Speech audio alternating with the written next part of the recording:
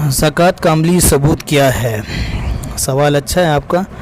जुमे के बाद हमारे ये सवाल व जवाब की मजलिस होती है और इससे बड़ा फ़ायदा भी हो रहा है, मुझे भी फ़ायदा हो रहा है और साथी आके बताते हैं कि हमें भी बहुत फ़ायदा हो रहा है। लेकिन ये जो आपने ज़कात का जो अमली सबूत है ये क्या है, तो इंशाअल्लाह ताला आइंदा जुमे बयान में ये आ रहा है और इसकी पूरी तफसील वहीं आएगी। थोड़ा सा जिक्र कर देता हूँ।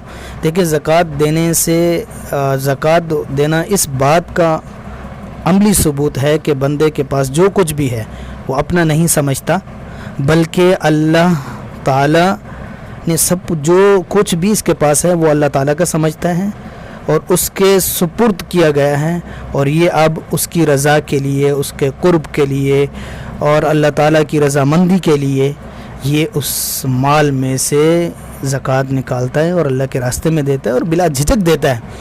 तो ये इसका सबूत है, ये ज़कात अमली सबूत है इस चीज़ का कि ये सारा माल मेरा नहीं है बल्कि अल्लाह का है। इसकी तफसील इंशाअल्लाह अगले जुमे के बयान में इंशाअल्लाह पूरी डिटेल से आ जाएगी, इंशाअल्लाह तफसीलन आ जाएगी, उसकी आयत भी सबूत भी सब इंशाअल्लाह। अल्लाह ताला हमें अमल की तौफीक अता फरमाए।